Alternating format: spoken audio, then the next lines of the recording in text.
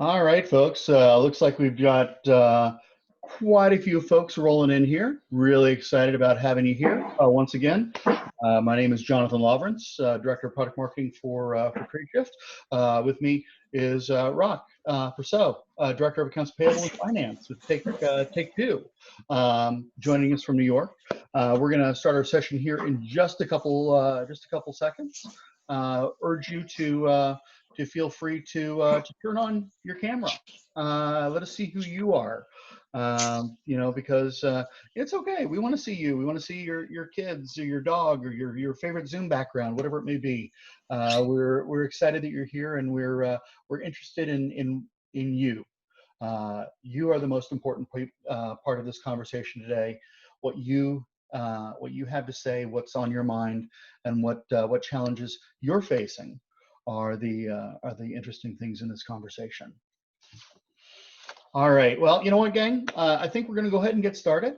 I thank everybody for joining us today.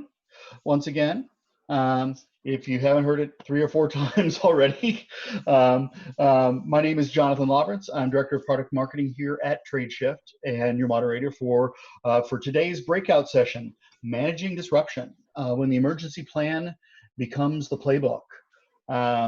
Just a little housekeeping before we get started. Everyone is currently on mute, but this is all about audience participation. We've got a few questions already in queue that we've received before the session, so you're welcome to use the chat area to ask more. Later on, I'll be opening up mics so we can have a robust roundtable here and get that going. As we get started, once again, I'd like to take a moment and invite you all to turn on your cameras. We want to see who you are, see where you are. As I said, see your kids, see your pets, see your favorite Zoom background. We're all in this together, so let's have a little bit of fun. And I imagine for many of you here, the last couple months has been a series of executing on contingency plans or having those plans executed on you. Rewriting those books and executing again with potentially a completely different direction. And that poses the question, what if the contingency plan that you are managing towards becomes the new normal? What do you do next? And what are you doing? Today's guest, Rock Persaud, has gone through this before. And after all of the atrocities and the pandemics and everything, all of the major terrorist activities that we've seen, he decided to proactively go through and preemptively kind of put his team in through an emergency sort of a scenario, an emergency planning test, to rewrite the contingency playbook from the ground up.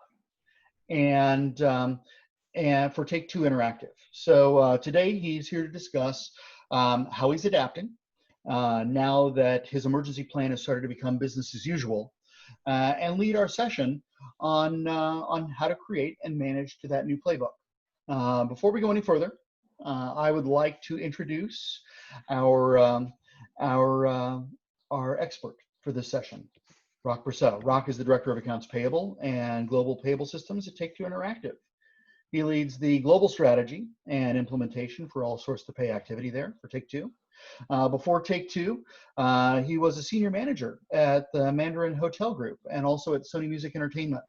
For almost 20 years, Rock has been a leader in the AP space and a thought leader in the AP space.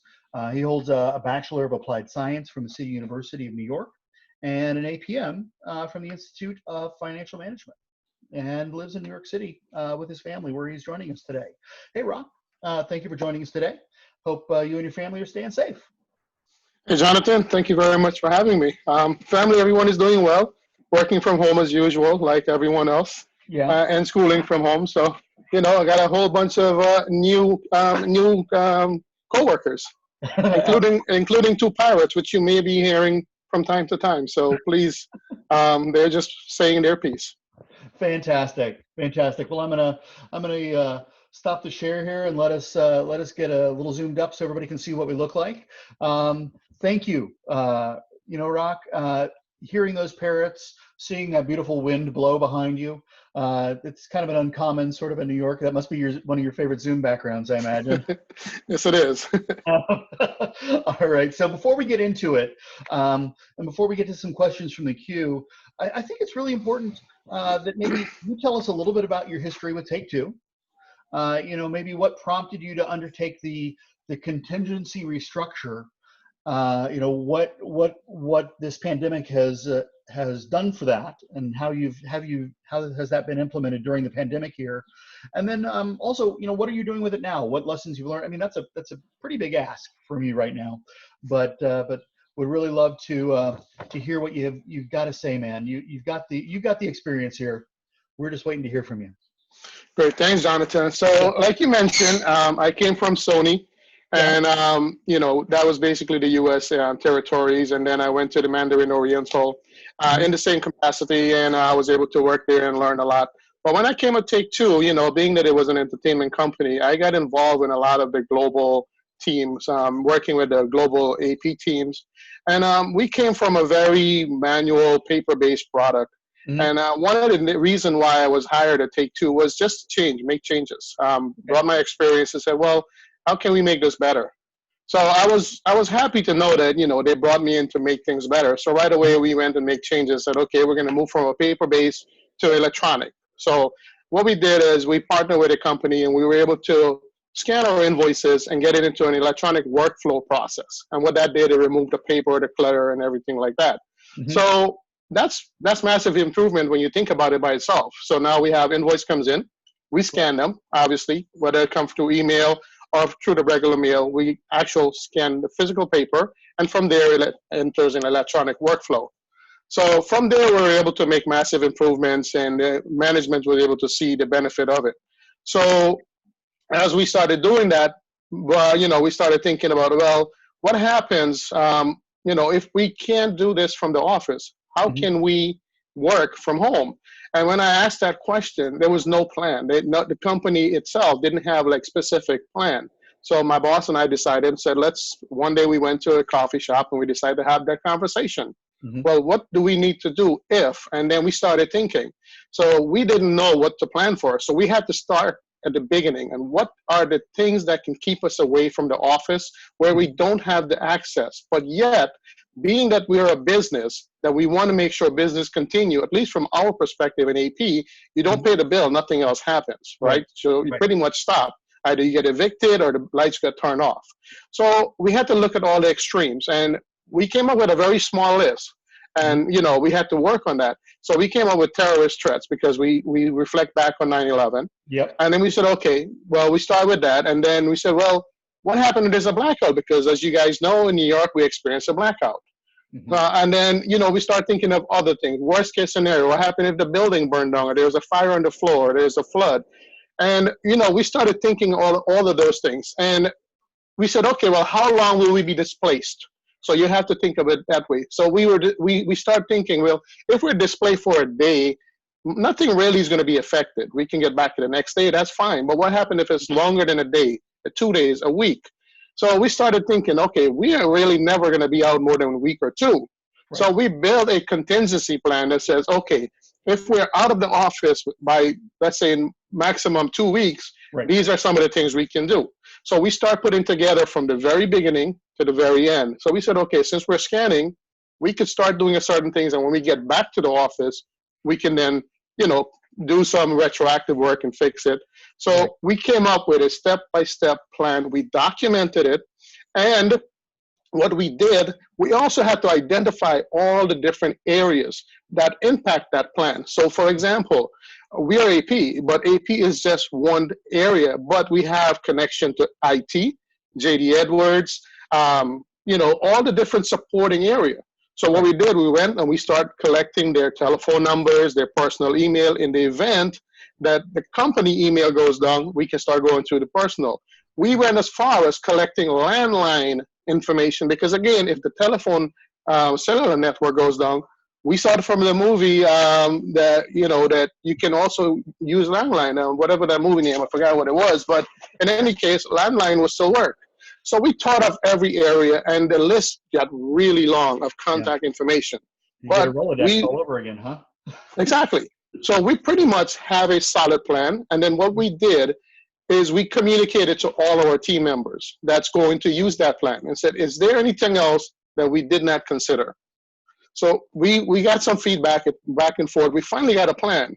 So here you are with this beautiful documented plan, but we never knew if it was going to work. We said, okay, we have a plan in case it happened. So we sat on that for a good couple of months. And then we said, no, this is not going to work. So we need to make sure it works. So in order for it to work, I asked my boss, I said, hey, I know there's this thing about working from home, but can we at least put it in place? When we thought about it, it's like, wait a minute, how are we going to work from home? Everybody has to go to my PC from their home computer. Mm-hmm. So we made a big assumption that everyone has a home computer. So we introduced in our company that we should move away from PC desktop and start giving everyone a laptop. Mm-hmm. So eventually we made sure AP and other key areas were able to get a laptop, and eventually now we're company fully with everyone in a laptop. So now you're able to have a computer at home, because we were under the assumption that everyone does have one. So we corrected that. So as you can see, from a disaster recovery plan, you have to constantly look at it and evolve it and make sure that you're always up to date on what you are using today. So we did that.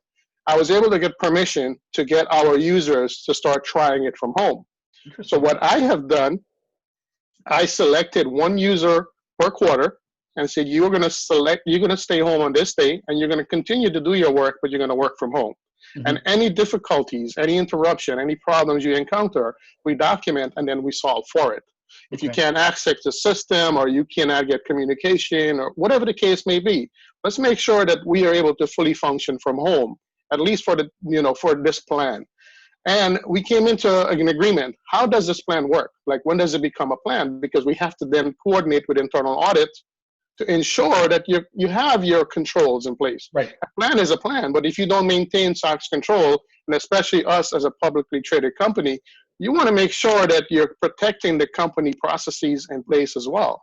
Mm-hmm. So we had to incorporate that. So now this document got even bigger, because now we brought internal audit, we had external audit. So now it became a game book. So this is a game plan. Okay. Right. Wow. So over a period of time, we tried it and we know it worked. And then here comes Sandy. So Sandy said, let me see if this plan is really going to work. And guess what? It worked. It worked perfectly. Everyone was able to work from home. No one had to risk their life to get into the office. Even though the office area was open, there was no need for us to be there. We were able to be effective and efficient from our home and business as usual. There were a few hiccups in other departments, but AP was working perfectly. Now, some might ask the question, well, what about your vendors that you have to cut checks? Well, part of the plan is you just can't document the plan. You got to work with your processes. So your processes also have to come along with it. So for us, we changed from reimbursing employees through physical paychecks to electronic paychecks by implementing Concur. So now Concur reimburse employee directly. They pay the credit card, so we don't have to touch anything. So there's a lot of no-touch processes, right? Then what we did is, instead of paying our vendors through check, we centralized our bank, and we just sent a file to our bank, and they process our payment. So there's no physical check. So you don't need to physically be there to print anything. The only catch to that was, man, we still have to be there to print those invoices and scan them into the system. So in talking to folks in this space and going to the conferences and listening to what other folks have to share, like I'm sharing with you guys, I've learned that there is a better solution to this, and that is the complete digitalization of your invoice. So I started looking at vendors that really does this and does it well. And it so happened that Tradeshift was one of those vendors that caught my attention. And now if you think about it, we have to scan our invoices into the system in order for it to start working. So during that time, I started evaluating Tradeshift and other vendors, and I've then since selected Tradeshift to be my digital transformation partner. But then boom, the pandemic hit, and now my 1 day, my 2 day, my 2 week plan went from who knows when we're going to get back into the office. So I affect my contingency plan in place. So my disaster recovery is in place. There's only one catch to that. I still have to scan my invoices. So before the governor locked the city down, I scrambled and I got my scanner. Part of the plan was if we have to move scanner to someone location, which employee will take that burden? And we already worked that out. So all I had to do was pack the scanner and have one shipped to one of my employee home, and the other one is sitting on my desk right in front of me, and we're back to normal. So invoices are coming in, we are able to print them, we're able to scan them, no issue. But that's still a little bit of mundane work that you have to do. As well as the system is, I feel there's improvement. So looking at what Tradeshift will do for us, where invoice comes in digitally into the system and no one touches it, that's going to be a massive improvement. So my disaster recovery plan will be foolproof by the time Tradeshift is implemented and dispersed into our global space. So you mentioned that my title is included Director of Global Payable Systems. Yeah. So this is part of us having a global disaster recovery plan. And that is, Tradeshift is to put the final piece of that where, if you think about it, your invoice comes in digitally, you're able to function from home, so there's no need for you to touch an invoice. Mm-hmm. So really, there is no need for you to risk your life or your family life to get into the office if you follow these simple steps. I'm not saying you will, because again, they're budget restrained and resource restrained against these things, but for us, this is what I was able to do. So started with the plan and then evolved the processes. So sometimes it's difficult to convince management that you need a process change because you really don't have an ROI or a rhyme or reason. And management said, well, it's working. Why do you break it? Here is a perfect opportunity how you can go to management and campaign for a process change or a process improvement. You can say, well, listen, we were not able to work from home because our processes are broken. We have to go to the office to get this done. If you show them that you can be able to work from home by changing the processes or adding these products into your tool, you'll be able to function from home. So for us at Take Two, one of the things that we were able to, well, a few things we were able to achieve while we were working from home during this pandemic is, one, we were able to go live with 3 projects that we roll out in our international team during the pandemic without any interruption. Everyone was trained up and everyone was able to go live on schedule in the beginning of April.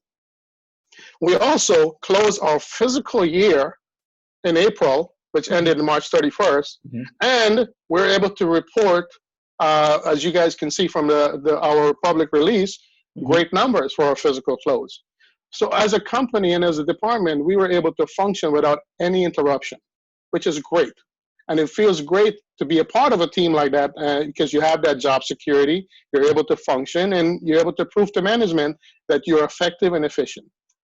Wow. That's amazing. Thank you. Thank you, Rockman. Want to ask you a couple of things I picked up on there I thought were kind of interesting. You said you took a couple of feedback rounds from your team. Do you recall at all what some of the pieces where some of those gaps were that you guys had not actually thought about, but somebody else on your team gave you that aha moment? So yeah, absolutely. So one of them was, I have my team members and they're always thinking differently, and that's what's great about having team members. Exactly. So when I mentioned this disaster recovery plan that we will come back into the office and then start retroactively scan, one of my team members said, well, what about an opportunity to bring things in digitally, like, create something digital? Yeah. And that's that aha moment, like, So that's when I took that information and said, what do you mean by digital? And that's when I started looking at what digital exists out there. I didn't know all the digital transformation, and that's when I learned about Tradeshift and their ability to digitally get invoice into the system, and that expanded a whole new set of processes that I was able to change. So despite the fact that I got rid of paper, I was still dealing with paper in a sense that not in a filing cabinet, but I still had to physically touch it. So with Tradeshift, I learned how to be touchless. Okay. So that's how I was able to then incorporate that as part of process improvement and a disaster recovery improvement. Interesting. You brought up an interesting point about digital transformation too. I think that's something also worth recognizing here. Your company clearly was going through a digital transformation already, but you hadn't really, to your point, thought about that actual scope of what digital transformation actually meant. And now that you're looking at it, it sounds like now that you're looking at it from the perspective you're looking at of business continuity, by taking a purely digital approach to transactions, it's allowing you to move much farther and much faster than you ever would have been able to before. Unfortunately, it almost took a crisis to get you there. I mean, absolutely. And the great thing about it is that, the ability to learn, that one of the things I learned from this is that you can't stop where you are thinking that you have the best. Yeah. Just know that the one thing I've learned about this space now is that it's forever evolving, and there's always room for improvement, but there's also process improvement, and then there's so much more to come. Mm-hmm. And it's folks like my team member that's their little thought process spark something. And I'm sure in company like Tradeshift and other companies out there, their employee or whoever they bring to their team, just one little conversation spark a conversation and spark an interest, and then next thing you know, a whole new product was born. I remember when artificial intelligence was discussed, I wanted to know what that was. Mm-hmm. Now I'm learning from you guys through your AI tool, Ada. Mm-hmm. It's an amazing tool. Yeah. So in essence, it's always be learning. Absolutely. Always be preparing for the, and that's the hard thing, I guess, when we really start to think about it is how do you prepare for how do you know what you don't know? I think is what people say most often. And that is why taking a look at what you did is so important, because you allowed a groupthink and allowed everyone inside your organization to take a look at it, rather than just confining it to a tiger team, confining it to a small group.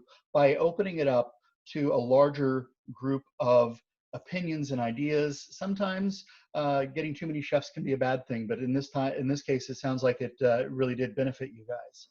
Absolutely. And look, it was for the greater good, and it's for our company at the end of the day. I mean, we're all part of a great company. So every team have to put together. So when you start sharing that idea, it snowball. Same thing. If something bad happened, it snowball. It affects everyone. Yeah. And the same thing, when it's something good happen, in a snowball effect, it does impact the company in a good way. Well, I guess, you know what? I'm going to try something here, gang. I'm going to try to do a poll real quick with everybody. If you'll hang with me for a second here, Rock. So I'm going to launch a poll here with everyone. Just really interested to find out, were you prepared? So attendees would love to know, did your company have a contingency plan enough to prepare for the current pandemic? Yes, woohoo. I'm assuming that's going to be you, Rock, answering that question. We're going to give it just a couple more seconds here. Just so everybody can kind of get a sense. It's interesting here. It's nice to see that from our attendees, about 33% said that their contingency plan covered most of what they were going to deal with here. And then absolutely we got a note, and that's fair. I'm going to go ahead and end that poll here, gang.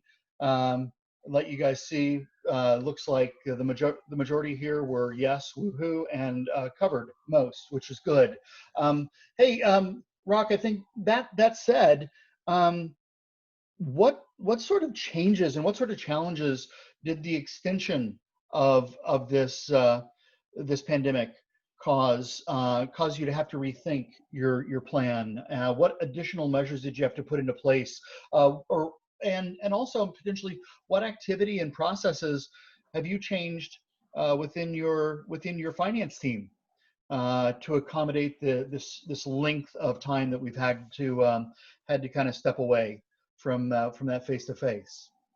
Well, from an activity perspective, day-to-day operation has been ongoing without any interruption.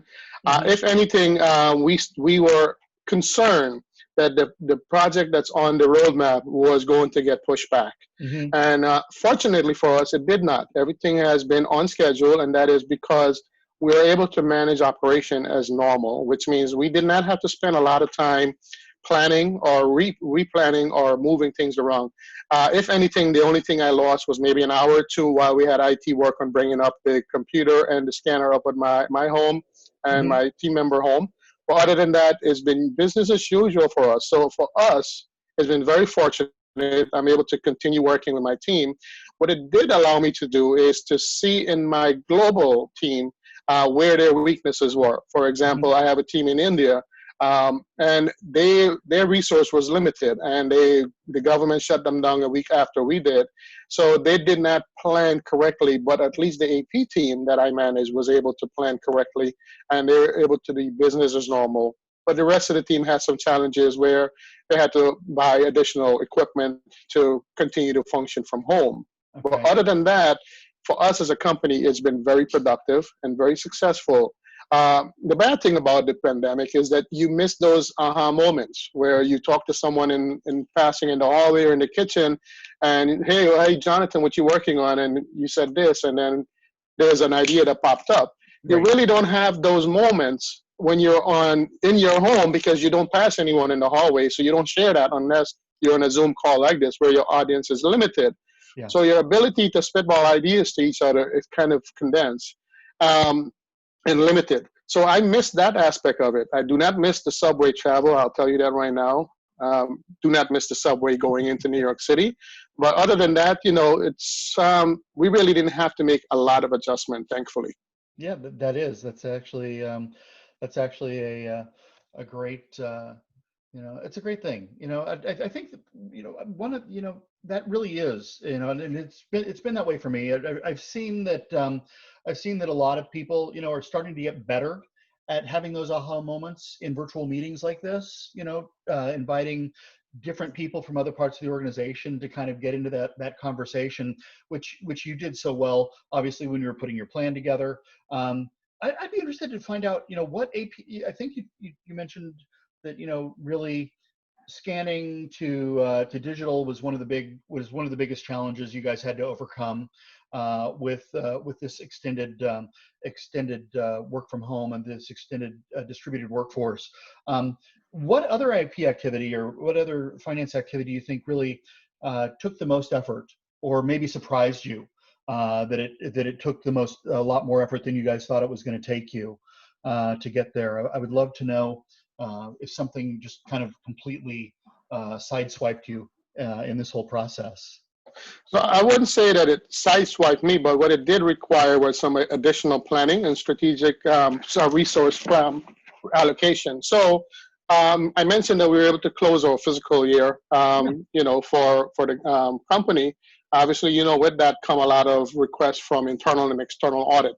Normally, when you're in the building, they can come by your desk. You're able to print something really quickly, and you're able to share that information. Yeah. But when you're working from home and you don't have that ability to print, you have to start thinking how you're going to get that information. Mm-hmm. Now, in a digital world and where we are today, because we're able to scan information, we're able to somewhat store it, but then how do you securely?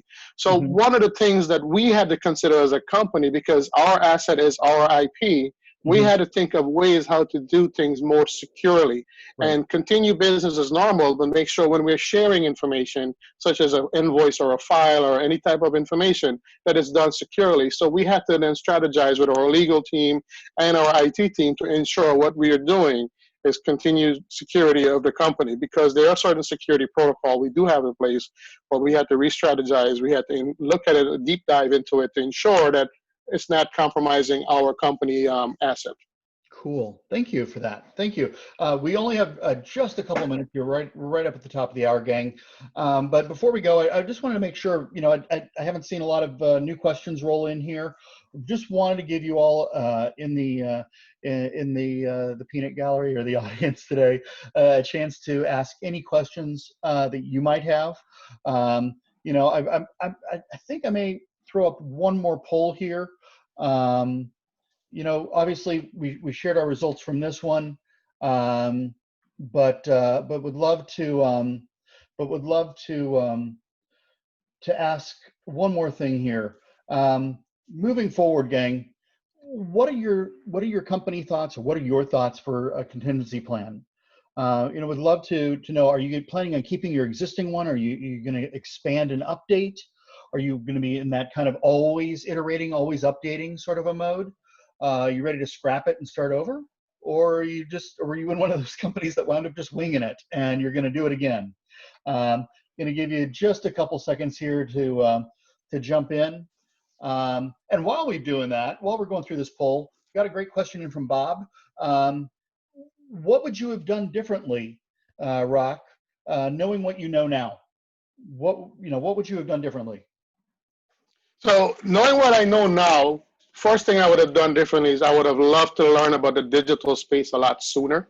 Mm-hmm. Then that I would have felt a lot more confident in our contingency plan, knowing that the digital space, because when the pandemic hit, it was that moment of, wow, I have to get this equipment, because if you think about it, if the city was shut down and then I would have to get special permit, and I would have lost a couple of days of getting that equipment into someone's home. So it was that second of chaotic thought process that I had to go through. So I wish I had done the digital transformation a lot sooner.